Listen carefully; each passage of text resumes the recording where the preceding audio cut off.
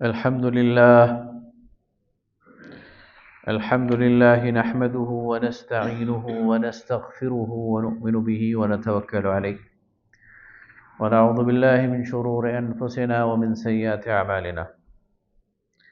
أما بعد فأعوذ بالله من الشيطان الرجيم. بسم الله الرحمن الرحيم. الحمد لله الذي أنزل على عبده الكتاب ولم يجعل له عوجا قيما لينذر بأسا شديدا من لدنه ويبشر المؤمنين الذين يعملون الصالحات أن لهم أجرا حسنا. صدق الله العظيم. اللهم صل على سيدنا مولانا محمد وعلى آل سيدنا ومولانا محمد وبارك وسلم. ثم صل عليه.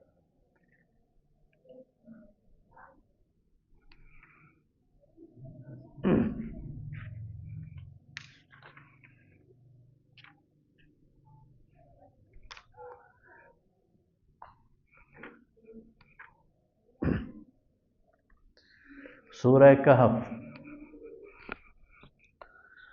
سورہ کہف نبی صلی اللہ علیہ وسلم پر ہجرت حبشہ سے پہلے نازل ہوئی ہے. یعنی یہ وہ دور تھا کہ ابھی تازہ تازہ اسلام کی دعوت وہ مشرکین کے کانوں تک پہنچی تھی اور وہ اس پر ریئیکٹ کر رہے تھے، اور ان کا رد عمل جو تھا وہ مختلف نوعیت کا تھا. پہلے تو انہیں یہ بات عجیب لگی، انہوں نے اس پر حیرت کا اظہار کیا. پھر انہوں نے اس کا مذاق اڑانا شروع کر دیا، اور پھر انہوں نے جو مسلمان ایمان لائے تھے انہیں تنگ کرنا شروع کر دیا، ان کو ستانا شروع کر دیا اور ان کو مارنا پیٹنا شروع کر دیا. تو یہ ابھی بالکل ابتدائی ان کے مار پیٹ کا جو دور ہے اس کا دور ہے کہ اس میں یہ صورت نازل ہوئی. اور اس میں اصحاب کہف کا یہ واقعہ گویا بتا کر انہیں بتایا گیا کہ اس سے پہلے بھی اہل ایمان پر سخت وقت آتا رہا ہے اور وہ صبر کے ساتھ استقامت کے ساتھ اس کا مقابلہ کرتے رہے. حدیث میں سورہ کہف کی بہت فضیلت آئی ہے. جمعہ کے دن اس کی تلاوت کے فضائل بھی آئے ہیں، اور ایک سنت ہے یہ جمعہ کے دن اس کو پڑھنا.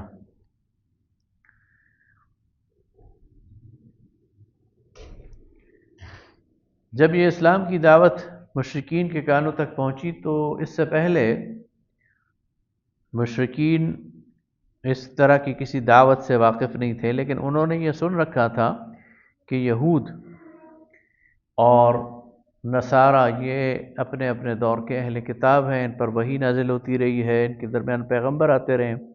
یہود کے ساتھ ان کے تجارتی مراسم تھے، نصارہ کے ساتھ بھی. تو جب مشرکین نے یہ باتیں ان سے شیئر کی کہ ہمارے درمیان تو ایک شخص آ گیا ہے، وہ نبوت کا دعویٰ کرتا ہے، وحی کی بات کرتا ہے، تو یہود نے پھر انہیں کہا اچھا اس کا امتحان لو. اس کے سامنے 3 سوالات رکھو، اگر وہ پیغمبر ہوا تو ان کے صحیح جواب دے دے گا، اور اگر پیغمبر نہ ہوا تو وہ صحیح جواب دینے کے قابل نہیں ہوگا. اور یہ تینوں باتیں ایسی تھیں کہ جن کا عرب میں چرچا نہیں تھا، عرب کے لوگ ان سے ناواقف تھے. پہلا سوال انہوں نے یہ کیا کہ ان سے پوچھو کہ اصحاب کہف کون تھے، اور دوسرا سوال یہ کیا کہ موسیٰ اور خضر علیہ السلام ان کا واقعہ کیا ہے، اور تیسرا سوال یہ تھا کہ ذوالقرنین ایک بادشاہ گزرا ہے وہ کون تھا. تو اہل کتاب کے ایمان پر مشرکین یہ سوالات لے کر نبی صلی اللہ علیہ وسلم کی خدمت میں حاضر ہوئے اور کہا اگر تم سچے پیغمبر ہو تو یہ ہمیں جواب دے دو. اب ظاہر ہے کہ اس کا علم آپ کو بھی نہیں تھا، لیکن آپ کو ظاہر ہے یہ امید تھی کہ اللہ تعالیٰ مجھے اس کے جواب دے دے گا. تو آپ نے انہیں کہا اچھا کل آنا، میں تمہیں اس کے جواب دے دوں گا. لیکن آپ انشاءاللہ کہنا بھول گئے. وہ اگلے دن آئے لیکن آپ کے پاس جواب نہیں تھا، اس لیے کہ وہی نہیں آئی تھی. اور اس آمد و رفت میں چند دن گزر گئے، وہ روزانہ آتے، آپ کے پاس جواب نہیں ہوتا، اور آپ بھی پریشان تھے، آپ کی نبوت پہ سوال آ گیا تھا۔ پھر کچھ عرصہ، شاید 15 دن یا کچھ کم یا کچھ زیادہ، یہ گزرے کہ وحی آئی، اور وحی میں اللہ تعالیٰ نے سورہ کہف میں نہ صرف یہ کہ آپ کو ان تمام سوالوں کے جواب دے دیے، بلکہ اس وقت کے جو موجودہ حالات ہیں اس میں اہل ایمان کے لیے ثابت قدمی اور جو ان کے دل کے ثبات ہے اس کا بڑا سامان اس صورت میں پیدا کر دی۔ لہذا یہ بڑی اہم صورت ہے، اور اس میں اللہ تعالیٰ کی بڑی نشانیاں ہیں، اور اس میں بڑی یعنی اللہ تعالیٰ کی طرف سے ایک تثبیت ہے، ایک ثابت قدمی ہے۔ اس لیے فرمایا کہ جو شخص اس کی مستقل تلاوت کرتا ہے اور جمعے کو خاص طور پر اس کی تلاوت کرتا ہے، وہ دجال کے فتنے سے محفوظ رہے گا۔ تو اس میں اللہ تعالیٰ نے اہل ایمان کو ثابت قدم رکھنے کے لیے وہ چیز اتاری ہے کہ جو ان کے دلوں کے اطمینان کا باعث ہے۔ تو پہلی چیز جو تھی وہ تھی کہ یہ اصحاب کہف کون ہیں؟ تو فرمایا الحمدللہ الذی انزل علی عبدہ الکتاب ولم یجعل لہ عوجا، اور آگے فرمایا ام حسبت ان اصحاب الکہف والرقیم کانوا من آیاتنا عجبا۔ تو یہ اصحاب کہف اور رقیم یہ کون تھے؟ کہف کہتے ہیں، عربی میں غار بھی عربی لفظ ہے اور کہف بھی عربی لفظ ہے۔ غار کہتے ہیں ایک تنگ سے کوہ، یعنی پہاڑ کے اندر ایک تنگ سی سرنگ کو جو اوپر نیچے ہو، اور کہف کہتے ہیں ایک وسیع و عریض غار کو جو کہ فلیٹ بھی ہو اور اس میں آنا جانا آسان ہو۔ تو کہف بھی غار کو کہتے ہیں لیکن کھلی غار کو، اور رقیم کہتے ہیں کتبے کو۔ تو فرمایا کہ تم کیا سمجھتے ہو کہ کہف اور رقیم والے کون تھے؟ انہیں رقیم کیوں کہا گیا؟ اس کے لیے ایک تو یہ ہے کہ رقیم اس بستی کا نام تھا جس میں یہ غار واقع تھی، اور دوسرا اس کا معنی یہ لیا جاتا ہے کہ جب ان کو یہ دریافت ہو گئے دوبارہ، تو جب انہیں دوبارہ یہ دفن ہوئے تو ان کے اس غار پر تختی لگا دی گئی، تو اس لیے ان کو کتبے والے اور الرقیم، اصحاب الرقیم کہتے ہیں۔ اس سلسلے میں جو ہمارے قدیم مفسرین نے روایات لی ہیں وہ تقریباً وہی ہیں جو اہل کتاب یعنی عیسائی روایات میں موجود ہیں، اور اس میں بہت زیادہ ریزمبلنس ہیں، اس لیے کہ قرآن پاک نے نہ ان کی جگہ کا ذکر کیا ہے، نہ دور کا ذکر کیا ہے، نہ ان کی تعداد کا ذکر کیا ہے، لیکن مفسرین نے جب سابقہ آسمانی صحیفوں کو اور ان کے جو ماننے والے ہیں ان کے لٹریچر کا مطالعہ کیا، تو اس میں سب سے قدیم جو روایت ہمیں ملتی ہے وہ عیسائیوں کی ہے۔ ایک عیسائی پادری تھا جیسمن سروجی، تو اس نے یہ حضرت عیسیٰ علیہ السلام کی پیدائش سے کوئی 450 سال بعد پیدا ہوا، 450 عیسوی میں، اور یہ واقعہ بھی حضرت عیسیٰ کی کے بعد کا ہے، یہ دین مسیح کے ماننے والے لوگ تھے۔ تو وہ ان کے بارے میں کہتا ہے کہ یہ 7 لوگ تھے، اور اس وقت کا جو بادشاہ، یہ جو علاقہ ہے ان کا، یہ آج اگر آپ نقشے پہ دیکھیں تو ترکی کے اندر ازمیر جو شہر ہے اس کے قریب ایک شہر تھا افسس، تو یہ اس شہر کے رہنے والے تھے، اور اس شہر کا جو بادشاہ تھا یا اس علاقے کا، اس کا نام تھا ڈسیسس دقیانوس، اور وہ بڑا ظالم تھا اور بت پرست تھا اور عیسائیت کے سخت خلاف تھا، اور یہ ایمان لائے تھے حضرت مسیح کی تعلیمات پر۔ ایک اور روایت میں آتا ہے، اور اس کے یعنی اس کے جو آثار ہیں یعنی ایک تو اس میں خیال یہ ہے کہ یہ ترکی اور یہ افسس کے علاقے میں یہ واقعہ ہوا ہے۔ دوسرا اس کے بارے میں خیال ہے لیکن وہ نسبتاً کمزور ہے، پہلے والا زیادہ مضبوط ہے، یہ دوسرے والا کہ اردن کا جو کیپٹل ہے عمان، اس کے مشرق میں الرقیم نامی بستی میں یہ غار پایا جاتا ہے۔ تیسرا اس کے متعلق ہے کہ ترکی کا ایک صوبہ ہے مرسین یا مرسین، اس میں یہ واقعہ ہوا۔ کچھ لوگ کہتے ہیں شام میں دمشق کے جو اطراف میں یہ واقعہ ہوا، اور کچھ کہتے ہیں کہ غرناطہ اسپین، اس میں یہ واقعہ ہوا ہے۔ یہ مختلف اس کی روایات ہیں، زیادہ قوی جس کو ہمارے مفسرین کی اکثریت نے لیا ہے وہ وہی ہے جو میں پہلے بیان کر چکا ہوں۔ یہ چند نوجوان تھے جو کہ شرک سے بیزار تھے، اور انہوں نے شرک سے اعلانیہ براعت کا اظہار کیا تھا۔ اس وقت کے جو بادشاہ تھا وہ بڑا جابر تھا، اور اس نے انہیں گرفتار کر لیا، اور ان میں روایات میں آتا ہے کہ کوئی اس کا داماد بھی شامل تھا، 7 تھے یا زیادہ تھے یا کم تھے، جتنے بھی تھے، تو یہ توحید پر ایمان لائے تھے۔ قرآن کے الفاظ واضح ہیں کہ یہ توحید پر ایمان لائے تھے، انہوں نے شرک پر قائم رہنے سے انکار کر دیا، تو اسے گرفتار کر لیا اور انہیں مہلت دی کہ اس فلاں وقت تک 1 دن 2 دن 3 دن یہ اپنا نیا مذہب چھوڑ دو اور شرک پر آ جاؤ، ورنہ تمہیں قتل کر دیا جائے گا۔ لیکن انہوں نے کوئی ایسا اللہ نے ان کے لیے بندوبست کر لیا کہ یہ جیل سے فرار ہونے میں کامیاب ہو گئے، اور جب وہاں سے نکلے تو غالباً رات ہی تھی، اور راتوں رات باہر نکل کر جو قریب پہاڑی سلسلہ تھا اس میں غار میں انہوں نے پناہ لے لی اور اس میں سو گئے۔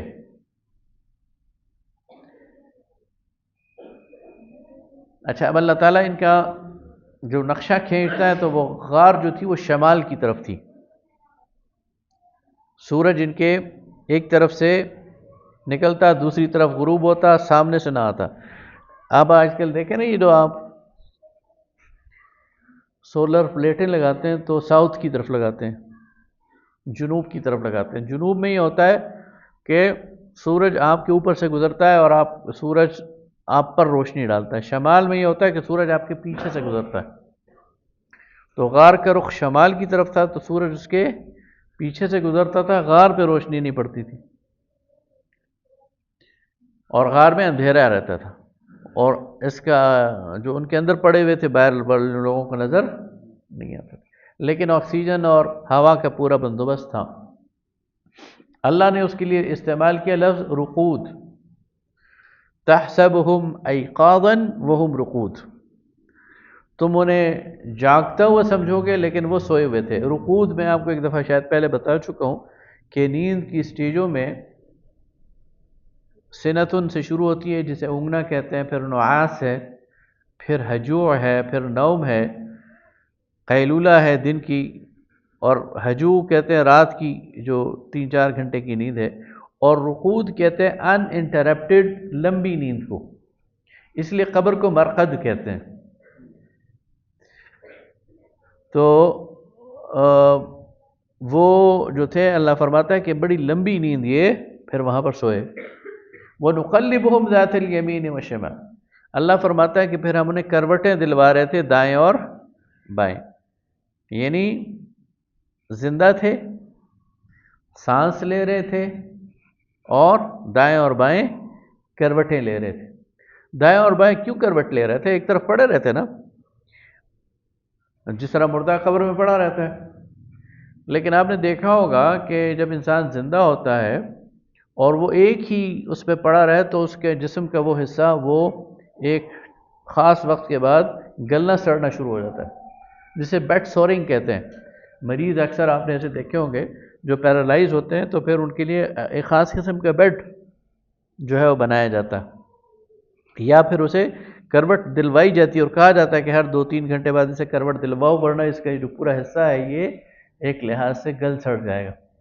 تو اس سے بچانے کے لیے اللہ تعالیٰ فرماتا ہے کہ وَنُقَلِّبُهُمْ ذَاتَ الْيَمِينِ وَالشِّمَالِ، اللہ تعالیٰ انہیں جو ہے کروٹیں دلوا رہا تھا، وہ یعنی نیچرل پروسیس کے ذریعے سو رہے تھے، لیکن ظاہر ہے کہ یہ معجزاتی ایک ان کی نیند تھی کہ اس میں ان کو کھانے پینے کی ضرورت نہیں ہوئی. انہیں اتنا لمبا عرصہ نہ پانی کی طلب ہوئی اور نہ کھانے کی طلب ہوئی، نہ قضاء حاجت کی طلب ہوئی. یہ معجزہ ہے اللہ کی طرف سے، اللہ نے ان کا یہ سسٹم تو روک دیا، لیکن وہ زندہ رہے اور سوتے رہے. یہ اس سے پتہ چلتا ہے. جب وہ جاگے قال قائل منہم کم لبثتم، تو ان میں سے ایک نے کہا کتنا سوئے؟ قالوا لبثنا یوما او بعض یوم، تو کہتے ہیں کہ ہم ایک دن یا اس کے کچھ حصہ سوئے ہوں گے. پھر انہوں نے ایک اپنا آدمی بھیجا کہ جاؤ اور یہ سکہ لو اور کھانا لے کے آؤ. جب وہ سکہ لے کر گیا تو وہ ظاہر 300 سال پرانا سکہ تھا یا 200 سال پرانا. وہ جب انہوں نے دیکھا تو کہا اس کے ہاتھوں کو خزانہ آ گیا، اور وہ ان کا راز فاش ہو گیا اور ان کو بادشاہ کے دربار میں پیش کر دیا گیا اور اس طرح. لیکن اب دور بدل چکا تھا، اور اب جو بادشاہ تھا وہ ان جو تھا وہ تھا یعنی مسیحیت اختیار کر چکا تھا. تھیوڈوسس اس کا نام تھا. آگے اللہ تعالیٰ فرماتا ہے کہ لا تقولن لشیء انی فاعل ذلک غدا، جب بھی کبھی کسی کام کا مستقبل کے حوالے سے بات کرو تو یہ نہ کہو کہ میں یہ کام کرنے والا ہوں کل، بلکہ الا ان یشاء اللہ، اللہ کی مشیت کی قید ساتھ لگایا کرو، اللہ نے چاہا تو ایسا ہوگا. یہ گویا تعلیم تھی آپ کو، اور بتایا گیا کہ آپ نے چونکہ انشاءاللہ نہیں کہا تھا اس لیے یہ وہی لیٹ ہو گئی. آگے فرمایا وَلَبِثُوا فِي كَهْفِهِمْ، اچھا اس سے بعد انہوں نے ان کا جو وہ تھا تعداد تھی، تو یہود کے ہاں اس کے لیے مختلف یا نصارہ کے ہاں اس کے لیے مختلف روایات تھی. یہ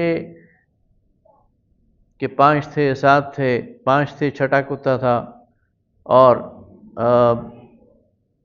4 تھے 5واں کتا تھا. لیکن قرآن نے ان سب کو رد کیا اور فرمایا کہ اللہ کو معلوم ہے کہ ان کی صحیح تعداد کیا تھی. آگے فرمایا وَلَبِثُوا فِي كَهْفِهِمْ 300 سِنِينَ وَازْدَادُوا 9، اور وہ 300 سال غار میں رہے اور انہوں نے بڑھا دیے 9. تو اب اس میں دو امکانات ہیں کہ اللہ تعالیٰ یہ بتا رہا ہے کہ 300 سال وہ سوئے اور انہوں نے یہ جو باتیں کرنے والا ہیں انہوں نے 9 سال مزید اس پر بڑھا دیے، حالانکہ وہ 300 سال ہی سوئے تھے. یہ بھی امکان ہے، اور یہ بھی امکان ہے کہ یہ اسی کی طرف ہو اور وہ 309 سال سوئے ہوں. بہرحال یا اس سے کم یا اس سے زیادہ، یہاں تعداد میں اس کی مطلب نہیں ہے، بلکہ لیکن اللہ تعالیٰ وہ ہمیں بتا رہا. آگے فرمایا قُلِ اللَّهُ أَعْلَمُ بِمَا لَبِثُوا، اللہ زیادہ جانتا ہے کہ وہ کتنا سوئے رہے. تو یہ ان کی جو آپس کی باتیں ہیں اس پر زیادہ توجہ نہ دو. تو اس طرح اللہ تعالیٰ نے ان کو اس ظلم سے بچا لیا، ان کو توحید پر ثبات عطا کیا، اور جب وہ جاگے تو اس دور میں جاگے جو کہ توحید کا اور مسیحیت کا دور تھا، اور اس کے بعد پھر اسی حالت میں وہ دوبارہ فوت ہو گئے. اور بعد میں ان کے جو لوگ تھے انہوں نے پھر وہی حرکت کی کہ ان پر مقبرے بنا دیے اور ان کی اس جو ہے وہ جگہ پر سجدے کرنے شروع کر دیے. اس پر قرآن نے آگے تردید کی ہے. آگے فرمایا وَاصْبِرْ نَفْسَكَ مَعَ الَّذِينَ يَدْعُونَ رَبَّهُمْ بِالْغَدَاةِ وَالْعَشِيِّ يُرِيدُونَ وَجْهَهُ. نبی صلی اللہ علیہ وسلم پر یہ بات قرآن میں کئی جگہ آ چکی ہے کہ ایمان لانے والے جو تھے وہ کمزور طبقات کے لوگ تھے. کوئی غلام تھا، کوئی غریب تھا، کوئی کمزور قبیلے کا تھا. اور مشرکین مکہ کا بہت بڑا اعتراض یہ ہوتا تھا کہ ان لوگوں کے ساتھ تم جو ہے وہ انقلاب لے کے آؤ گے، تبدیلی لے کے آؤ گے، اور ایک یہ ہوتا تھا کہ ان کے ساتھ مل کر ہم کیسے بیٹھیں. تو نبی صلی اللہ علیہ وسلم کو اللہ تعالیٰ فرماتا ہے کہ آپ صبر کیجئے ان لوگوں کے ساتھ جو اپنے رب کو صبح اور شام پکارتے ہیں اور خاص اللہ کی رضا کے لیے آپ سے جڑے ہوئے ہیں، چاہے وہ دنیاوی طور پر کمتر ہیں، کمزور ہیں، زیر دست ہیں. اور ان سے اپنی نظریں آپ نے نہیں ہٹانی، آپ نے اپنی ساری توجہ ان تک رکھنی ہے. اور فرمایا کہ جو یہ مشرکین مکہ ہیں اور یہ سرداران کی اکثریت ہے، ان کی پیروی نہ کرو، ان لوگوں کی پیروی نہ کرو جن کے دل ہمارے ذکر سے غافل ہیں اور جو اپنے خواہش نفس کی پیروی کرتے ہیں اور جن کا معاملہ حد سے بگڑ چکا ہے۔ وَكَانَ أَمْرُهُ فُرُطًا۔ اس کے بعد پھر ایک واقعہ بیان کیا دو اشخاص کا جو پڑوسی تھے اور دونوں کے باغات تھے، لیکن ایک زیادہ مالدار تھا، ایک کم مالدار تھا۔ تو جو زیادہ مالدار تھا وہ ذرا اترانے لگ گیا، اور اترائے اس بنیاد پہ کہ اس کی فصل ٹھیک ٹھاک ہو گئی تھی، اس کے دو باغات تھے، باغات میں نہریں جاری ہوئی تھی اور اس میں انگور اور کھجور کے اچھی فصل جسے بمپر کراپ کہتے ہیں وہ ہوئی، تو وہ ذرا اترانے لگ گیا۔ اس میں مجھے ایک واقعہ یاد آ گیا، وہ بھی انشاءاللہ آپ کو اس کے بعد سناتا ہوں۔ تو وہ جب بمپر کراپ دیکھ کر نا وہ آپے سے باہر ہو گیا، تو اس نے کہا کہ یہ جو ہے نا میری انویسٹمنٹ ہے، میری کوشش ہے، میری وہ ہے ساری محنت ہے۔ تو جو پڑوسی تھا اس نے کہا کہ ناشکری نہ کرو، اللہ نے تم پر کرم کیا ہے تو اترانے کی بجائے اللہ کا شکر ادا کرو، اور اگر تم مجھے سنا رہے ہو نا کہ میں کمزور ہوں اور تمہارے پاس زیادہ ہے، تو جس رب نے تمہیں دیا وہ مجھے بھی دے سکتا ہے، اور اس پر آفت پھیر کر اس کو بالکل چٹیل میدان بنا سکتا ہے۔ تو پھر وہی ہوا کہ اس کی جو وہ غرور ہے، تکبر ہے، استکبار ہے، ناشکری ہے، اس کا صلہ یہ ملا کہ وہ جب اگلے دن باغ میں گیا تو اس میں کچھ بھی نہیں تھا، وہ سارا کا سارا تباہ ہو چکا تھا، تلف ہو چکا تھا۔ اور جو پھر اس نے ظاہر ہے اس پر ندامت کا اظہار کیا۔ وہ جو واقعہ ہے وہ یہ ہے کہ میں بہت چھوٹا تھا، 7-8 سال کا ہوں گا، لیکن مجھے یہ بات بہت اچھی طرح یاد ہے۔ میرے دادا جان مرحوم، اللہ تعالیٰ ان کی مغفرت کرے، وہ خلاف معمول اس دن وہ جو وقت ہوتا تھا اس وقت وہ گھر نہیں ہوتے تھے، باہر اپنے ورکشاپ پہ ہوتے تھے، لیکن تیزی سے میں دیکھ رہا تھا، تیزی سے جس طرح انسان ہانپ رہا ہوتا ہے نا، گھر آئے اور سیدھے اپنے کمرے میں گیا، اور کمرے میں جاتے ہوئے کہا کہ اچھا، وہ ان کا کمرہ بالکل الگ ہوتا تھا اور ان کے پاس کوئی زیادہ بیٹھتا بھی نہیں تھا، ادھر روبدار شخصیت تھی۔ تو سب کو کہا میرے کمرے میں آؤ، میرے کمرے میں آؤ، میرے کمرے میں۔ تو جا کر خود بیٹھ گئے اپنی چارپائی پر، اور سارے لوگوں کو انہوں نے، میری والدہ، میری دادی، میرے جو چچا وغیرہ جتنے گھر کے تھے سب کو جمع کر لیا۔ پھر کہا دیکھو میرا ایک دوست تھا، تو اس کی ایک باغ تھا اور بڑی اچھی فصل ہوئی، تو لوگ اسے مبارکباد دینے گئے اور کہا کہ مبارک ہو تمہیں، بڑی اچھی فصل ہوئی ہے۔ تو اس نے کہا کدھر اچھی ہوئی ہے، میں نے انویسٹمنٹ کی ہے، میری جیب ہلکی ہوئی ہے، اس پر میں نے بڑا خرچہ کیا ہے۔ اور کہتے ہیں اگلے دن جب وہ اپنے باغ میں گیا تو وہ سارا کا سارا جو تھا وہ آفت آئی ہوئی تھی اور بھسم ہو گیا، اور یہ بتاتے ہوئے ان پر وہ جو کیفیت تھی وہ مجھے ابھی تک یاد ہے۔ تو انہوں نے بتایا دیکھو یہ اللہ تعالیٰ کی طرف سے ناشکری کا انجام ہوتا ہے، تو یہ اللہ اب بھی دکھاتا ہے ناشکروں کو، اگر وہ ناشکری کریں تو اللہ تعالیٰ اس دنیا میں انہیں دکھا دیتا ہے کہ یہ تم یہ نہ کیا کرو۔ تو یہ ان کا واقعہ ہے۔ اس کے بعد دنیا کی مثال دی گئی کہ جس طرح اللہ تعالیٰ آسمان سے بارش برساتا ہے اور دنیا خوب سرسبز ہو جاتی ہے، پھر وہی سبزہ جو ہے وہ زرد ہو کر بھوسا بن جاتا ہے۔ یہی آگے بھی قرآن پاک اس مثال کو مختلف انداز سے دہرائے گا کہ دنیا کی زندگی بظاہر اٹریکٹیو لگتی ہے، پرکشش لگتی ہے، لیکن اس کی مدت بڑی تھوڑی ہے، اس کی نصیب میں زرد ہونا لکھا ہے۔ فیکون حطاما، آگے فرمایا کہ حطامہ بن جاتی ہے۔ حطامہ کسے کہتے ہیں؟ آپ نے دیکھا ہوگا نا، یہ جو خزاں ہوتی ہے نا، خزاں میں جو پتے ہیں یہ زرد ہو جاتے ہیں اور زرد ہو کر نیچے گر جاتے ہیں، اور جب اس پہ کوئی چلتا ہے نا تو ایک تو چر چر کی آواز آ رہی ہوتی ہے، اور دوسرا وہ بربرا ہو جاتے ہیں، چورا بن جاتے ہیں، اسے حطامہ کہتے ہیں۔ تو اللہ فرماتا ہے کہ یہ دنیا کی زندگی، اس کی کا انجام تو حطامہ ہے، پھر یہ اسی طرح بیکار ہو جاتی ہے، اور اللہ کے ہاں جو کچھ ہے وہ ابدی ہے اور اسی میں رضوان ہے۔ اس میں سیٹسفیکشن ہے، رضوان کہتے ہیں سیٹسفیکشن کو، اطمینان کو۔ اس کی مثال اگر میں آپ کو دوں، کوئی بچے ہوں گے، ظاہر ہے ہم سب کے بچے ہیں، ہم خود بھی کسی دور میں بچے تھے۔ آپ کے ساتھ آپ کا بچہ مارکیٹ میں جاتا ہے، وہ کوئی کھلونا دیکھتا ہے تو کیا کرتا ہے؟ وہ اچھلنا شروع کر دیتا ہے، مجھے یہ چاہیے، ناک میں دم کر دیتا ہے کہ مجھے یہ چاہیے اور میں نے ابھی لے کے جانا ہے۔ آپ اسے وہ لے دیتے ہیں، وہ بڑے شوق سے لے کے آتا ہے اور پہلی رات تو اپنے ساتھ سلاتا ہے اپنے بیڈ پہ، بار بار اٹھ کر دیکھتا ہے اسے۔ تیسرے چوتھے دن آپ دیکھتے ہیں کہ بیٹا وہ کھلونا کدھر ہے، تو وہ کسی کونے میں پڑا ہوتا ہے الٹا، اس لیے کہ اس کی وہ جو اس کے ساتھ دلچسپی تھی وہ ختم ہو چکی ہوتی۔ تو یہ ہے دنیا کہ جب یہ مل جائے تو اس کے ساتھ انسان کی دلچسپی ختم ہو جاتی ہے، اور پھر وہ کسی نئی چیز کی طرف جاتا ہے کہ بس اب مجھے وہ چاہیے، اور وہ مل جائے تو پھر اس سے اگلی، اور وہ مل جائے تو اس سے اگلی۔ تو یہ اس کے لیے کوئی روک نہیں، اس لیے فرمایا الہاکم التکاثر حتی زرتم المقابر، ہلاکت میں ڈال دیا اور غفلت میں ڈال دیا تمہیں کثرت سے حاصل ہونے والی دنیا نے، یہاں تک کہ تم نے قبروں کو جا لیا۔ یعنی انسان اسی دوڑ میں اسے پتہ نہیں چلتا، اور قبر میں اس کی رات آتی ہے تو اسے پتہ چلتا اوہو میں یہاں پہنچ گیا ہوں۔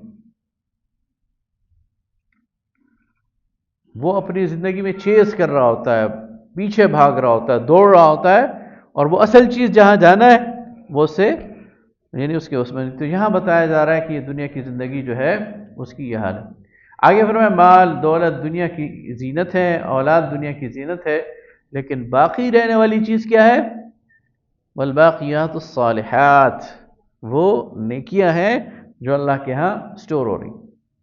اس کے بعد حضرت موسیٰ اور خضر کا واقعہ بیان ہوا ہے، اور اس دوران انہوں نے 3 تجربات کیے۔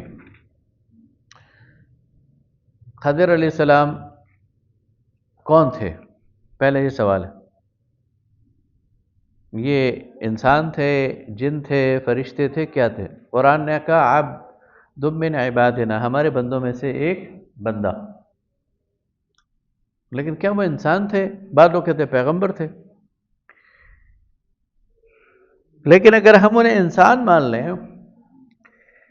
اور پیغمبر مان لیں تو پھر انہیں ہم شریعت کے تابع مانیں گے، اس لیے کہ کوئی بھی انسان چاہے پیغمبر ہی کیوں نہ ہو، وہ شریعت سے ماورا نہیں ہو سکتا۔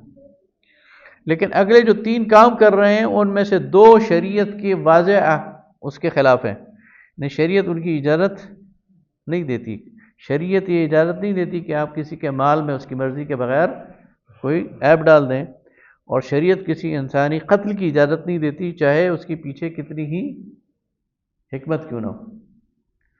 تو پھر سوال پیدا ہوتا ہے کہ انہوں نے یہ کام کیوں کیے؟ یہ کام ایک ہی انداز سے وہ کر سکتے ہیں کہ وہ عالم امر کے ایک کارندے کے طور پر، ایک فرشتے کے طور پر آ جائیں۔ اللہ تعالیٰ دنیا کا نظام چلاتے ہوئے عالم امر سے اسے مینیج کر رہا ہوتا ہے۔ ہمیں بظاہر وہ فرشتے نظر نہیں آ رہے ہوتے، اس صورت میں وہ فرشتہ سامنے آ گیا۔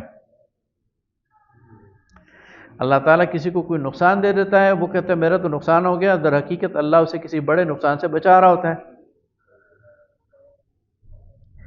اور یہ کرنے والے فرشتے ہی ہوتے ہیں۔ اس صورت میں وہ فرشتہ سامنے آ گیا۔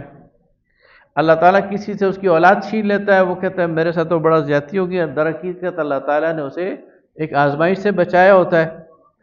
یہاں وہ فرشتہ جو ہے وہ سامنے آ گیا، اور اسی طرح اللہ تعالیٰ تدبیر کر رہا ہوتا ہے کسی کے لیے، کسی کا وہ کی حقوق کی حفاظت کر رہا ہوتا ہے، کسی کی نسل کی حفاظت کر رہا ہوتا ہے عالم امر میں پیچھے۔ اس صورت میں وہ سامنے آ گیا۔ تو یہ 3 واقعات جو ہوئے وہ اصل میں عالم امر کی، اللہ تعالیٰ کی جو حکومت ہے جو پیچھے چلتی ہے اس کے امور تھے، جن کو اللہ تعالیٰ نے حضرت موسیٰ کو دکھانے کے لیے ایکسپوز کر دیا۔ ان کی وہ جو چیز ہے وہ بالکل سامنے آ گئی۔ پہلا کام کیا ہوا کہ انہوں نے ایک کشتی میں سوراخ کر دیا۔ اب کسی کی چیز میں آپ اس کی اجازت کے بغیر کوئی بھی عمل دخل نہیں کر سکتے، لیکن یہ اللہ کی طرف سے تھا کہ اسے اس بڑی مصیبت سے بچانا تھا کہ وہ کشتی سامنے بادشاہ جو تھا وہ غصب کر لیتا، یا ایک لڑکے کو اس نے قتل کر دیا، کیوں کہ اس نے بڑا ہو کر والد کی نافرمانی کرنی تھی، یہ بھی عالم امر کا مسئلہ ہے۔ اور دو یتیموں کا مال ایک خزانہ چھپا ہوا تھا، تو اس کی حفاظت کے لیے اللہ تعالیٰ نے بندوبست کر دیا اور اس دیوار کو درست کر دیا۔ تو یہ گویا حضرت موسیٰ علیہ السلام کو اللہ تعالیٰ ایکسپیرینس کراتے ہیں کہ دنیا کے اندر نظر کچھ آتا ہے، پیچھے اسباب کچھ ہوتے ہیں، اور وہ اصل میں اللہ تعالیٰ کی حکمت بالغہ ہوتی ہے۔ اس لیے اللہ کی رضا پر راضی رہنا چاہیے اور اللہ کی رضا پہ سوال نہیں اٹھانا چاہیے۔ اس کے لیے بعض لوگ کہتے ہیں کہ یہ جو سوڈان کا علاقہ ہے مصر سے نیچے، تو مجمع البحرین، یہ جو خرطوم شہر ہے، اس پر یہ جو نیل دریا ہے، اس میں دو دھارے اس کے وہ آپس میں ملتے ہیں، تو شاید یہ وہ جگہ ہے جہاں پر یہ واقعہ پیش آیا۔ جب فرشتے ہیں تو پھر تو زندہ ہی ہوں گے نا۔ اگلا قصہ ذوالقرنین کا اس صورت میں بیان ہوا۔ قدیم مفسرین کا اعلان یہ ہے کہ یہ سکندر اعظم اس سے مراد ہے، اور جدید محققین اور مفسرین کہتے ہیں کہ ایران کا سابق بادشاہ سائرس وہ شاید اس سے مراد ہو، لیکن تیقن کے ساتھ نہیں کہا جا سکتا کہ اس سے مراد کون ہے۔ قرآن پاک نے اس کے بارے میں 4 باتیں کی۔ پہلی بات، ذوالقرنین، 2 سینگوں والا، اس کو لقب دیا۔ اب اس سے بعض لوگ اس نتیجے پہ بھی پہنچے کہ شاید یہ انسان نہیں تھا، کوئی اور مخلوق تھی، اور یہ اس دنیا کا نہیں کہیں اور کا واقعہ ہے، اور اس کو وہ جوڑتے ہیں یاجوج و ماجوج سے کہ وہ بھی شاید اس دنیا کی مخلوق نہیں ہے، کسی اور سیارے کی مخلوق ہے، لیکن یہ یعنی قیاسات ہیں، ان میں سے کوئی چیز اتھینٹیسٹی اسے حاصل نہیں ہے۔ ذوالقرنین، 2 سینگوں والا۔ تو سائرس پر یہ کس طرح چسپاں ہوتا ہے؟ سائرس پر اس طرح چسپاں ہوتا ہے کہ سائرس کی جو مہریں بعد میں آرکیالوجی کے ذریعے برآمد ہوئی ہیں، اس پر 2 سینگ بنے ہوئے تھے، آج بھی ہمیں وہ نظر آتے ہیں، تو لگتا ہے کہ یہ اسی کی طرف اشارہ ہے۔ یعنی اس کا جو آپ سمجھ لیں کہ لوگو ہوتا ہے نا، لوگو، آج آپ کوئی برانڈ بناتے ہیں نا تو لوگو بناتے ہیں، تو اس کا جو لوگو تھا، یہ 2 سینگیں کس کی علامت ہے؟ بیل کی، اور بیل کس کی علامت ہے؟ قوت کی اور زور آوری کی۔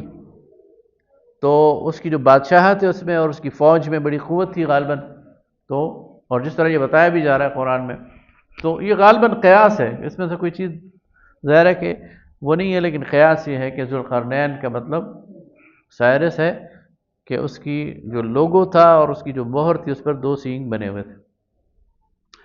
دوسری بات اس کے بارے میں کہا جاتا ہے کہ وہ بہت بڑا فاتح تھا، مشرق میں، مغرب میں اور شمال میں اس نے ایکسپیڈیشنز کی تھی اور اس کے سفر ہیں۔ جہاں تک مشرق اور مغرب میں سائرس کے سفر ہیں وہ تو معلوم ہے تاریخ میں، لیکن شمال کے اس کے سفر کا تاریخ میں ہمیں سراغ نہیں ملتا، ہو سکتا ہے ہوا ہو اور ہو سکتا ہے کہ یہ وہ نہ ہو، کوئی اور ہو۔ تیسرا، یاجوج و ماجوج۔ اب یہ بھی ایک بحث والی بات ہے کہ یاجوج و ماجوج کون لوگ ہیں۔ ایک رائے یہ ہے کہ جو شمالی چین ہے اور قفقاز کے علاقے ہیں، اس کی جو قبائل تھے یہ بہت وحشی تھے، اور یہی دراصل یاجوج و ماجوج ہیں، اور ان کو روکنے کے لیے اس نے کوئی بند وغیرہ بانا تھا۔ ہو سکتا ہے لیکن ضروری نہیں، قیاسات ہیں۔ اور چوتھا اس کے اندر یہ بات تھی کہ خدا پرست تھا، اپنے دور کا مسلمان تھا، عادل بادشاہ تھا۔ تو ان بنیادوں پر لوگ کہتے ہیں کہ سائرس دی گریٹ جو ہے وہ شاید یہ ہو سکتا ہے، لیکن ضروری نہیں، کوئی اور بھی ہو سکتا ہے۔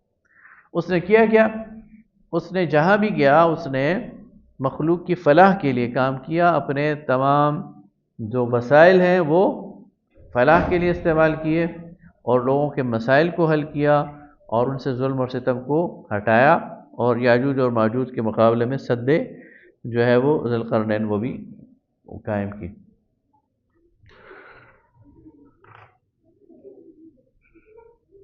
تو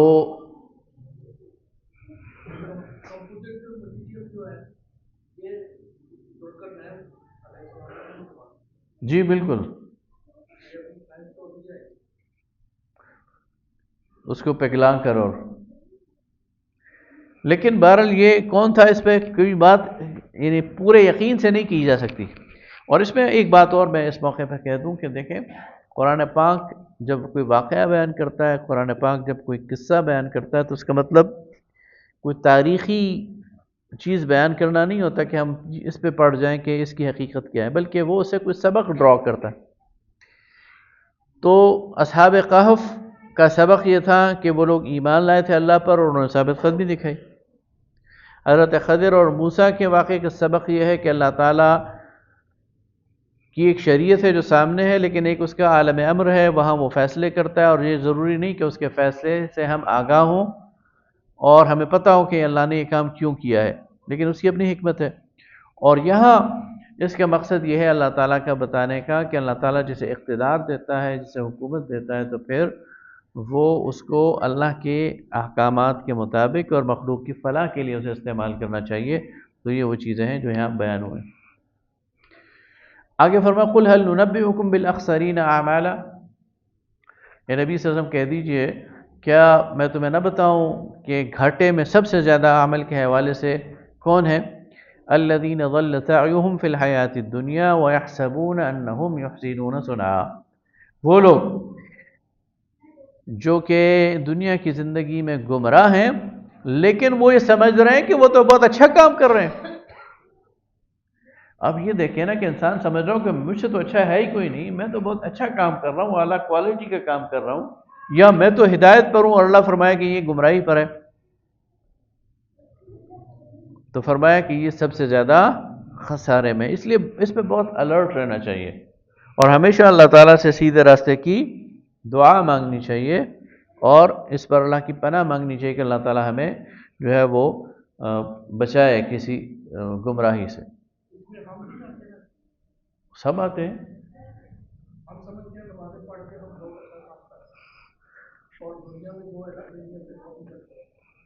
سورہ مریم، سورہ مریم میں یہ بھی مکی صورت ہے، اور یہ ہجرت حبشہ سے قبل نازل ہوئی ہے۔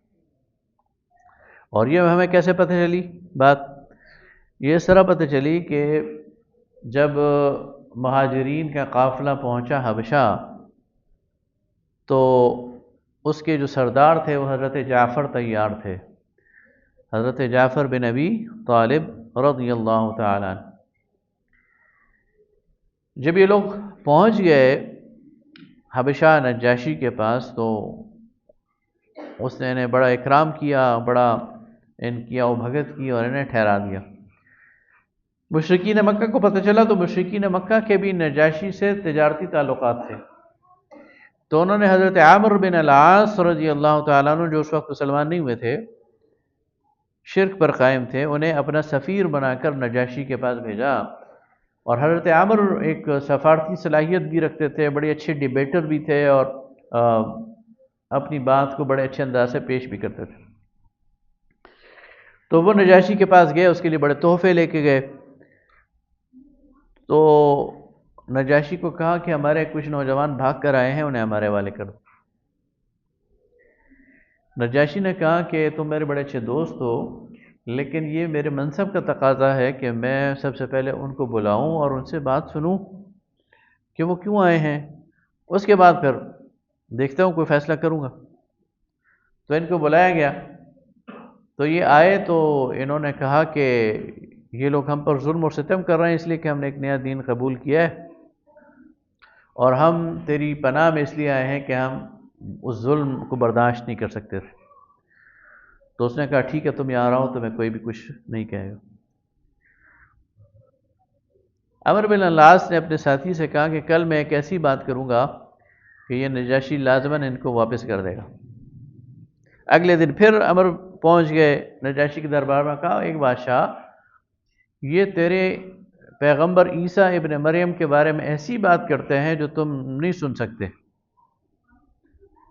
وہ پھر اس کے کان کھڑے ہو گئے، اس نے کہا بلاؤ انہیں۔ تو حضرت جعفر کو اور مسلمانوں کو انہوں نے بلایا۔ حضرت جعفر ظاہر ہے کہ متکلم بھی تھے، امیر بھی تھے۔ جب وہ پہنچے تو نجاشی نے پوچھا تم عیسیٰ ابن مریم کو مانتے ہو؟ انہوں نے کہا جی مانتے ہیں، ان کے بارے میں کیا عقیدہ ہے؟ تو پھر حضرت جعفر نے سورہ مریم کی تلاوت کی۔ تو کہتے ہیں کہ جب انہوں نے اس میں وہ سارا واقعہ پڑھ کر سنا دیا تو وہ رونے لگ گیا نجاشی، اور اپنے تخت سے اترا اور اس نے ایک تنکا اٹھایا اور کہا خدا کی قسم جو تم نے بیان کیا ہے عیسیٰ ابن مریم اس سے ایک تنکا نہ کم تھے نہ زیادہ، تم نے سچ کہا ہے، اور جاؤ آرام سے رہو، اب تمہیں یہ واپس نہیں لے جا سکتے۔ تو اس سے پتہ چلا کہ یہ سورج جو ہے وہ ہجرت حبشہ سے پہلے نازل ہوئی۔ اس میں سب سے پہلے حضرت زکریا کا واقعہ ہے، تذکرہ ہے کہ انہوں نے اللہ تعالیٰ سے دعا کی کہ انہیں جو ہے وہ بیٹا دیا جائے۔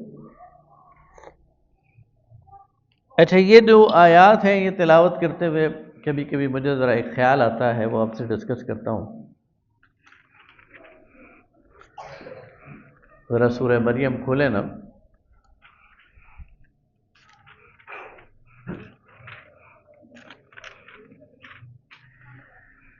فرمایا کہ قاف ہا یا عین صاد ذکر رحمت ربک عبدہ زکریا،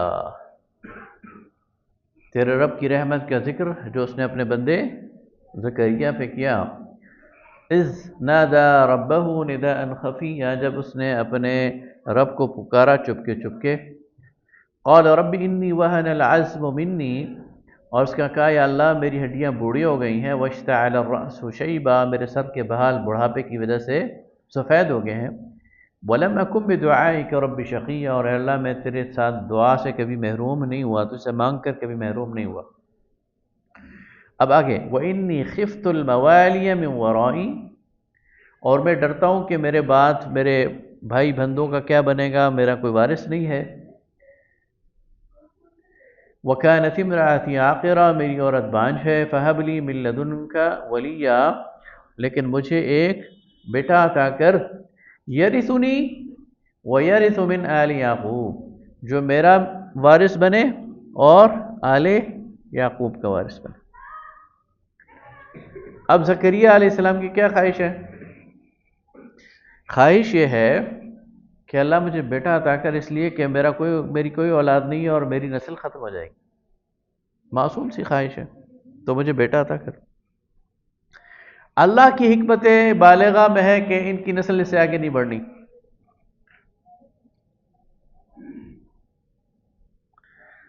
اللہ نے ان کی نسل اس سے آگے نہیں بڑھانی، اس لیے انہیں بیٹا نہیں دیا۔ اب پیغمبر مانگ رہا ہے، تو اللہ نے کیا کیا؟ اللہ نے اپنے پیغمبر کی لاج رکھی، اسے کوئی بیٹا دے دیا، لیکن وہ جوانی میں شہید ہو گئے اور ان کی شادی نہیں ہوئی اور ان کی نسل آگے نہیں بڑھی۔ یعنی اللہ نے جو چاہا ہوا وہی، کہ وہ نسل تو آگے نہ بڑھی۔ وہ کہتے ہیں یرثنی ویرث من آل یعقوب، وہ کام تو نہیں ہوا، لیکن اللہ نے اپنے پیغمبر کو وقتی طور پر سیٹسفائی کر دیا، ان کی دعا قبول کر لی، لیکن اپنے پلان کو، وہ جو اس کا اپنا پلان ہے وہ وہی رہا۔ اس لیے کہ حضرت یحییٰ کو جوانی میں شہید کر دیا گیا اور ان کی شادی نہیں ہوئی تھی، اور ظاہر ہے ان کی آگے نسل بھی آگے نہیں بڑھی۔ تو یہ ایک خیال آتا ہے کہ اللہ تعالیٰ اپنے پیغمبر کی لاج رکھ لیتا ہے، دعا بھی قبول کر لیتا ہے، لیکن اپنی جو اس کی حکمت بالغہ ہے، اس کی جو سکیم ہے اس کو نہیں بدلتا، وہ اس کی سکیم اپنی جگہ پر قائم رہتی ہے۔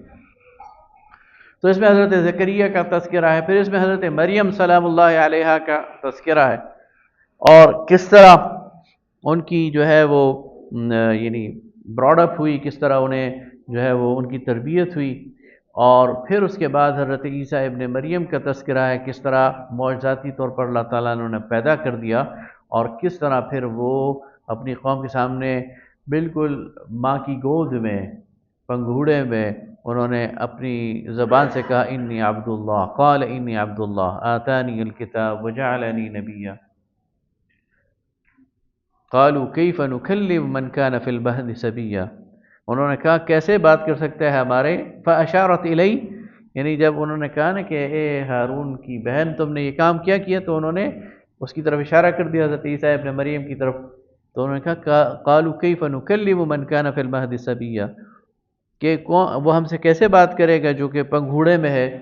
تو انہوں نے کہا قال انی عبد اللہ، میں تو اللہ کا بندہ ہوں، آتانی الکتاب، مجھے کتاب دی گئی ہے، وجعلنی نبیا، یعنی حضرت مسیح علیہ السلام کو بچپن ہی سے یہ ادراک ہو گیا تھا کہ وہ نبی ہیں، ورنہ باقی انبیاء وہ ایک خاص عمر پر پہنچ کر ان کو یہ ادراک اور یہ وہ چیز دی گئی، لیکن انہیں بچپن میں یہ اللہ کی طرف سے دے دیا گیا کہ وہ نبی ہیں۔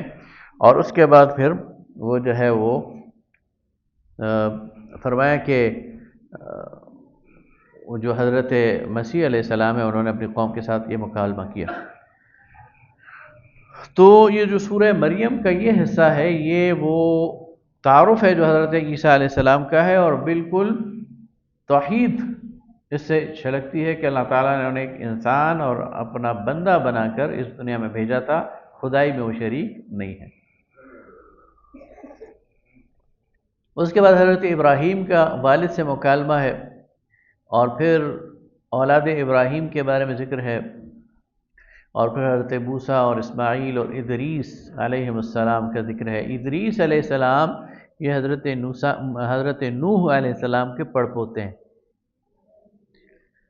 اللہ تعالیٰ فرماتا ہے کہ وَرَفَعْنَاهُ مَكَانًا عَلِيًّا، اللہ تعالیٰ نے انہیں بلند مقام پر فائز کیا۔ رفع آسمانی ان کے لیے بھی آتا ہے، یعنی کہ انہیں بھی اللہ تعالیٰ نے زندہ آسمانوں کی طرف اٹھا لیا تھا۔ اس کے بعد فرمایا کہ ذریت آدم میں اور نوح میں اور ابراہیم میں ہم نے انبیاء بھیجے۔ پھر فرمایا یوم نحشر المتقین الی الرحمن وفدا، قیامت کے دن جو متقی ہے، جو اللہ سے ڈرنے والے ہیں، انہیں پورے پروٹوکول کے ساتھ رحمان کے سامنے بطور مہمان پیش کیا جائے گا، اور مجرمین کو پیاسے جانوروں کی طرح جہنم کی طرف دھکیلا جائے گا۔ آگے فرمایا ان الذین آمنوا وعملوا الصالحات سیجعل لهم الرحمن ودا، جو لوگ ایمان لائیں گے اور جو نیک عمل کریں گے اللہ ان کی محبت لوگوں کے دلوں میں ڈال دے گا، لوگ ان سے محبت کرنا شروع کر دیں گے ایمان کی وجہ سے اور عمل صالح۔ ہم دیکھتے ہیں اس مظاہر کو تو ہم اپنی آنکھوں سے دیکھتے ہیں، جو بے لوث ہوتے ہیں، مخلص ہوتے ہیں، اللہ والے ہوتے ہیں، اللہ کی مخلوق ان سے بے پناہ محبت کرتے ہیں۔ آگے سورہ طٰہٰ ہے۔ سورہ طٰہٰ نبی صلی اللہ علیہ وسلم پر مکہ میں نازل ہوئی ہے، اور یہ لگ بھگ 7 نبوی کو ہوئی ہے، یعنی نبوت کے 7واں سال۔ اور اس کے پیچھے بھی ایک واقعہ ہے، یعنی کیسے پتہ چلا ہمیں؟ وہ پتہ ایسے چلا کہ حضرت عمر رضی اللہ تعالیٰ عنہ کے اسلام لانے کے واقعے میں اس صورت کا ذکر ہے، اور وہ نبوت کے 7ویں سال چونکہ اسلام لائے تھے، تو اس سے پتہ چلا کہ 7ویں سال ہوا تھا۔ وہ کیا ہوا تھا وہ واقعہ بھی آپ کو میں ہلکا سا اس کی وہ بتا دوں کہ حضرت عمر رضی اللہ تعالیٰ عنہ یہ بنو عدی سے ہیں، اور بنو عدی جو ہے یہ قریش کا وہ قبیلہ ہے جس کے ذمے سفارت کاری ہے۔ یہ قریش کے سفیر بن کر مختلف جگہوں پہ جاتے تھے۔ حضرت عمر رضی اللہ تعالیٰ عنہ بالکل جوانی کے دور میں، یعنی اپنی زندگی کے جو ابتدائی ایام ہیں، یعنی لڑکپن، وہ تو انہوں نے اونٹ اور بکریاں چرائی ہیں، مویشی پالے ہیں، لیکن اس کے بعد پھر انہوں نے تجارت شروع کر دی اور سفارت شروع کر دی، اور اسلام سے پہلے وہ یہ شام کے اور دمشق کے اور مختلف علاقوں کے اور فلسطین کے دورے کر چکے تھے، یہاں تک کہ ایران بھی جا چکے تھے۔ آپ کو پتہ ہونا چاہیے کہ حضرت عمر نے جو قادسیہ کی جنگ ہے، جو ایران کی فیصلہ کن جنگ تھی، وہ حضرت عمر نے مدینہ میں بیٹھ کے خود لڑی ہے، اس کی قیادت حضرت عمر نے خود کی ہے۔ ایسا سسٹم ڈیولپ کر لیا تھا کہ مدینہ سے لے کر قادسیہ تک انہوں نے ایک مواصلاتی نظام بنا لیا، اور مدینہ سے آرڈرز وہ دیتے تھے، اور وہ تیز ترین سواروں کی چوکیاں بنائی ہوئی تھی، ایک چوکی سے دوسری، تیسری، چوتھی، پانچویں، ایک خبر یہاں پہنچتی، وہاں وہاں وہاں، اور وہ فوراً یہاں سے وہاں پہنچ جاتی، اور قادسیہ کے میدان میں مسلمانوں کی ڈپلائمنٹ کہ سامنے کون رہے گا، پیچھے کون رہے گا، دائیں کون رہے گا، بائیں کون رہے گا، کس ٹیلے کے پیچھے کیا ہوگا، یہ ساری کی ساری چیزیں حضرت عمر نے مدینہ سے کنٹرول کی. کیوں؟ اس لیے کہ وہ جوانی میں ایک دفعہ اس میدان سے گزرے تھے. یہ ان کی آبزرویشن تھی. تو حضرت عمر بڑے زبردست قسم کی ایک ان کی شخصیت تھی، بڑی زبردست آبزرویشن تھی، بڑے یعنی وہ تھے، سمجھ لیں کہ بہت ہوشیار اور بہت ذکی قسم کے، لیکن اسلام کے سخت مخالف تھے. اور اس لیے تھے کہ قریش کے درمیان ایک پھوٹ پڑ گئی تھی، اور ایک دن وہ اس نتیجے پہ پہنچے کہ قصہ ہی ختم کر دیا جائے، اور رسول اللہ صلی اللہ علیہ وسلم کے قتل کے ارادے سے تلوار لے کر گھر سے نکلے. راستے میں جا رہے تھے کہ انہیں ایک دوست ملا نعیم، اور اس نے کہا کہاں جا رہے ہو؟ کہا بس محمد کو قتل کرنے جا رہا ہوں، اس کی وجہ سے ہمارے اندر پھوٹ پڑ گئی. اس نے کہا وہاں تو بعد میں جانا، اپنے بہنوئی سعید ابن زید اور اپنی بہن فاطمہ کی خبر لو، وہ ایمان لے آئیں. وہ بھی ڈائیورٹ کرنا چاہ رہا تھا، وہ مسلمان تھا، اور وہاں سے ادھر ڈائیورٹ کر دیا. تو وہ وہاں کیا جاتے ہیں، اپنے بہنوئی کے پاس پہنچ گئے. وہاں اتفاقاً حضرت خباب بن الارت رضی اللہ تعالیٰ عنہ موجود تھے، جو ان دونوں کو قرآن پڑھا رہے تھے اور سورہ طٰہٰ، اور یہ اوراق پر لکھی بھی تھی. حضرت عمر کی آہٹ پا کر وہ چھپ گئے، حضرت خباب، اور انہوں نے جاتے ہی بہنوئی کو بھی مارنا شروع کر دیا، اور جب بہن نے چھوڑایا تو اسے بھی مارنا شروع کر دیا، اور یہاں تک کہ بہن کے چہرے پر زخم آ گئے اور خون بہنا شروع ہو گیا. تو اس خون کو دیکھ کر وہ تھوڑے سے، ظاہر ہے بہن کی ایک محبت تو ہوتی ہے، انہیں ندامت ہوئی کہ یہ میں نے کیا کر دیا. اور پھر اس کے بعد انہوں نے خواہش کا اظہار کیا کہ جو پڑھ رہے تھے مجھے پڑھاؤ. تو انہوں نے طٰہٰ، سورہ طٰہٰ کے وہ اوراق انہیں دیے تھے، پڑھے لکھے تھے. جب وہ دیکھا تو کہا یہ تو واللہ یہ تو انسانی کلام نہیں ہے. تو وہ یہ سورت پڑھ کر مسلمان ہوئے تھے. تو یہ اس لیے یہ مکی دور کی صورت ہے. فرمایا طٰہٰ ما انزلنا علیک القرآن لتشقى، اے نبی صلی اللہ علیہ وسلم ہم نے یہ قرآن اس لیے تو نازل نہیں کیا کہ آپ مشقت میں پڑ جائیں. یعنی نبی صلی اللہ علیہ وسلم اس قدر مشقت اٹھا رہے تھے اور اس قدر زیادہ آپ تنگ دل ہو رہے تھے اس وجہ سے کہ لوگ ایمان لے آئیں، اور بار بار جا رہے تھے کہ اللہ تعالیٰ کو آپ کو حوصلہ دینا پڑا کہ آپ ایک حد تک مکلف ہیں، آپ کا کام پہنچا دینا ہے. ان کا ایمان لانا اور نہ لانا اس سے آپ کو کوئی فرق نہیں پڑنا چاہیے، اس سے آپ کو دل آزردہ نہیں ہونا چاہیے، اس سے آپ کو غمگین نہیں ہونا چاہیے، اور پھر مشقت اس کے لیے برداشت نہیں کرنی چاہیے. طبری نے ایک واقعہ لکھا ہے، بڑا عجیب واقعہ ہے.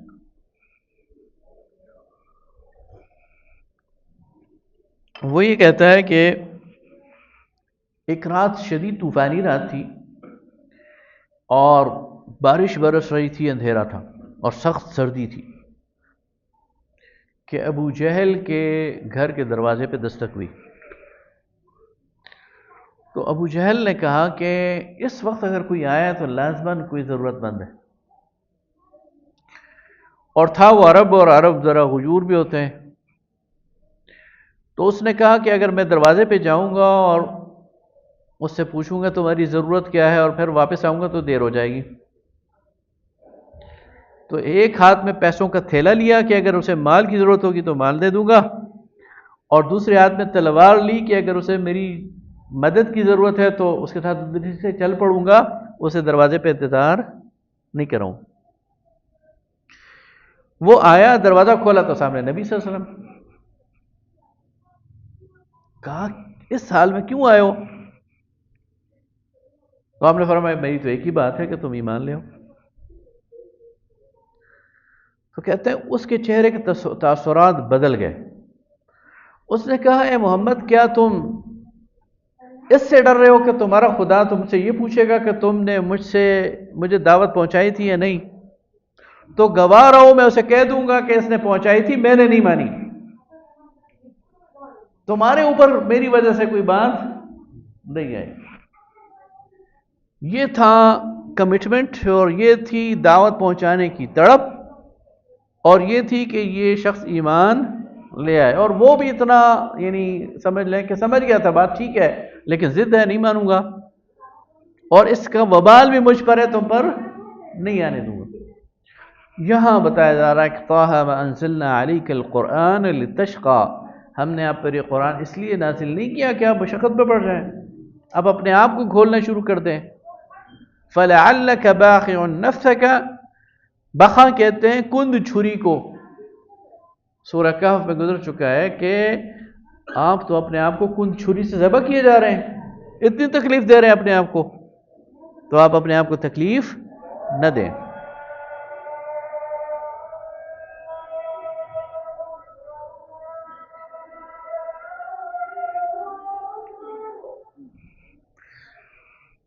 اس کے بعد حضرت موسیٰ علیہ السلام کا پورا قصہ بیان ہوا کہ کس طرح کوہ طور پر واپسی، مدین سے واپسی پر راستے میں انہوں نے آگ دیکھی، پھر وہاں پہنچے تو اللہ تعالیٰ نے فرمایا فَاخْلَعْ عَلَيْكَ، اپنے جوتے اتار دو، اس لیے کہ تم وادی مقدس طویٰ میں ہو.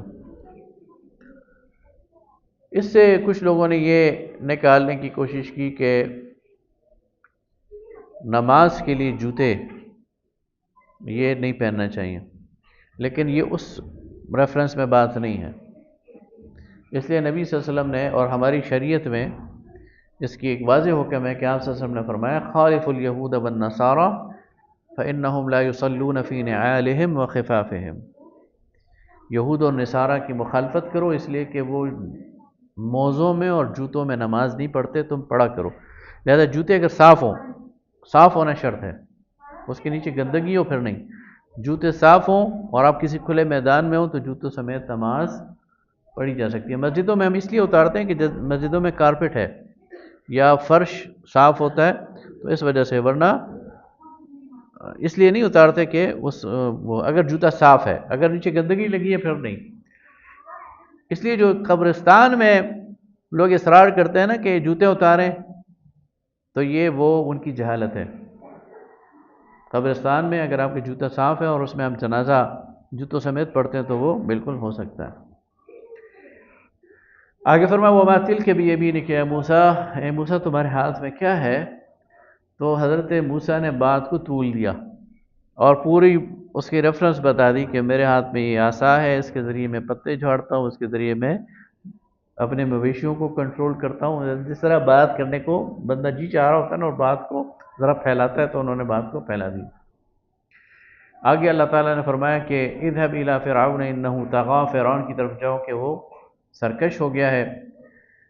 تو پھر اس پر حضرت موسیٰ نے کہا کہ رب اشرح لی صدری ویسر لی امری واحلل عقدۃ من لسانی، کہ میرا سینہ کھول دے اور میری زبان کی گرہ کھول دے. اور وَاجْعَلْ لِي وَزِيرًا مِّنْ أَهْلِي هَارُونَ أَخِي، میرے بھائی کو میرا وزیر بنا دے، میرا بوجھ اٹھانے والا بنا دے، جو ہارون ہے میرا بھائی. پھر اللہ تعالیٰ نے بتایا کہ ہم نے تم پر پہلے بھی ایک دفعہ رحم کیا تھا جب تمہاری ماں کو یہ بات وَأَوْحَيْنَا إِلَىٰ أُمِّكَ، جب تیری ماں کو ہم نے اشارہ کیا، انہیں یہ بات سمجھائی کہ تمہیں ایک ڈبے میں، ایک تابوت میں بند کرے اور دریا میں بہا دے. اور پھر جو تیرا دشمن ہے اور جو ہمارا دشمن ہے یعنی فرعون، وہ اس کو پالے گا اور اٹھا لے گا. پیچھے سے حضرت موسیٰ کی بہن پہنچ گئی. ہوا یہ، اور اس کا آگے ذکر آئے گا سورہ قصص میں غالباً، کہ حضرت موسیٰ چونکہ بچپن بہت چھوٹے تھے، دودھ پیتے تھے، تو وہاں جو دودھ پلانے والی دایائیں تھیں تو کسی کا دودھ نہیں پی رہے تھے. تو اتنے میں حضرت موسیٰ کی بہن پہنچ گئی اور کہا کیا میں آپ کو ایسے گھر والوں کا پتہ نہ دے دوں جو اسے دودھ پلائیں؟ تو اس طرح وہ اپنی والدہ کی طرف واپس لوٹا دیے گئے. اللہ تعالیٰ نے بچا بھی لیا اور والدہ کی طرف لوٹا بھی دیا. پھر ان سے وہ ایک جو قبطی تھا اس کا قتل ہو گیا اور پھر وہاں سے مدین کی طرف چلے گئے. تو یہ سارا جو ذکر ہے وہ یہاں پر موجود ہے. پھر فرعون سے مکالمہ ہوا، فرعون کو انہوں نے دعوت دی تو فرعون نے کہا اچھا، اب دیکھیں فرعون نے ایک پتہ کھیلا. فرعون نے کہا یہ تم مجھے توحید کی دعوت دے رہے ہو، اور یہ جو اور دربار لگا ہوا تھا، تو دربار کو متوجہ کر کے فرعون لوگوں کی سمپتھیز گین کرنا چاہ رہا تھا، لوگوں کی ہمدردیاں سمیٹنا چاہ رہا تھا، اور لوگوں کی یعنی لوگوں کی رائے ان کے خلاف کرنا چاہ رہا تھا. تو اس نے ایک سوال کر دیا فما بال القرون الاولی، اگر جو تم دعوت دے رہے ہو اور اس کے نتیجے میں کہہ رہے ہو کہ میں نہیں مانوں گا تو جہنم میں جاؤں گا، تو جو پہلے لوگ مر گئے ہیں کیا وہ جہنم میں؟ اب اس میں سب کے والدین، سب کے رشتہ دار، تو اس کا مطلب ہے سارے جہنم میں ہیں۔ اور اگر کسی کو کہہ دو تمہارا باپ جہنم میں ہے تو وہ تو ظاہر ہے آٹومیٹکلی آپ کے خلاف ہو جائے گا۔ فما بال القرون الاولی، وہاں حضرت موسیٰ علیہ السلام نے بہت ہی اچھا جواب دیا، کہا علمها عند ربی، ان کا علم میرے رب کے پاس ہے، اور میرا رب نہ بھولتا ہے اور نہ وہ اسے کوئی چیز خطا ہوتی ہے، تو وہ جانے اور رب جانے، ان کا میں یہاں کوئی فتویٰ دینے والا نہیں ہوں، کوئی فیصلہ کرنے والا نہیں ہوں۔ آگے جادوگروں کے ساتھ مقابلہ ہو گیا، تو حضرت موسیٰ علیہ السلام نے جب ان کی ساری وہ دیکھی اور وہ ان کا داؤ دیکھا تو ان کے دل میں خوف محسوس ہوا۔ قلنا لا تخف انک انت الاعلی، تو ہم نے کہا کہ نہ ڈرو، تم ہی غالب رہو گے۔ اور آگے فرمایا لا یفلح الساحر حیث اتی، جادوگر چاہے جہاں سے بھی آئے نا کامیاب نہیں ہو سکتا۔ آگے فرمایا فَأَلْقَى السَّحَرَةُ سُجَّدًا، فَأُلْقِيَ السَّحَرَةُ، جو سارے کے سارے جادوگر تھے وہ سجدے میں گر گئے۔ اور کیا کہا فرعون کو، فَقْضِ مَا أَنْتَ قَاضٍ، تو اس دنیا کے حوالے سے جو فیصلہ کر سکتا ہے کر، انما تقضی هذه الحیات الدنیا، تو دنیا کی زندگی کے حوالے سے ہی فیصلہ کر سکتا ہے، اس کے علاوہ نہیں کر سکتا، اور ہم تو اپنے رب کے پاس چلے جائیں گے۔ پھر بنی اسرائیل کو نجات ہو گئی۔ جب انہیں نجات ہو گئی تو راستے میں کسی موقع پر سامری نے پھر بنی اسرائیل کو بہکایا، اور بہکایا کس بنیاد پر وہ بھی اللہ تعالیٰ ہمارے سامنے رکھ رہا ہے کہ جب حضرت موسیٰ نے اسے پکڑ لیا، اسے تفتیش کی، بھئی تم نے کیوں یہ ڈرامہ کیا ہے اور کیوں یہ بچڑا بنایا، تو کیا کہتا ہے فَقَبَضْتُ قَبْضَةً مِّنْ أَثَرِ الرَّسُولِ، یہ تو آپ ہی کی قدموں کی فیض ہے، یعنی الٹا حضرت موسیٰ پہ ڈال دیا کہ حضرت آپ کے قدموں کے نشان تھے، آپ کے قدموں کی فیض ہے کہ میں نے آپ کے قدموں کے نیچے جو مٹی تھی اسے اٹھایا اور اس کو اس سونے پہ ڈالا تو بچڑا بن گیا۔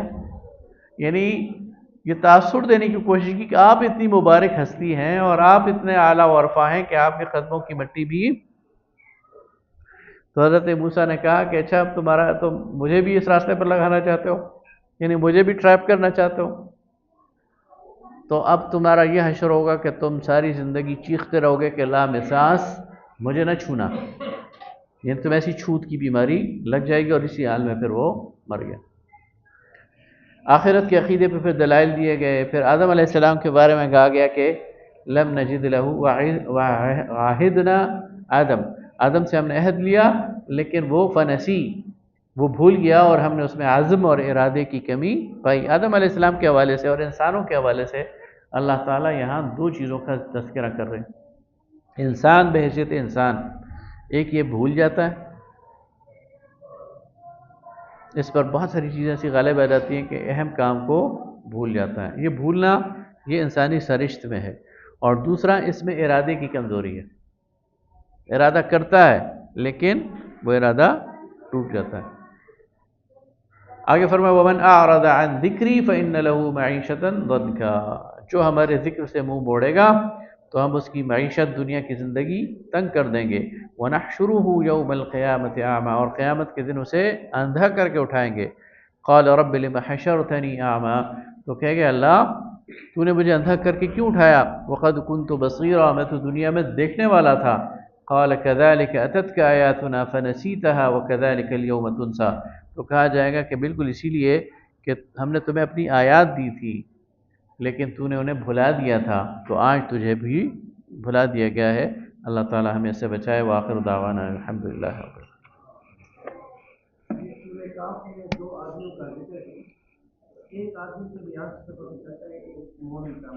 جی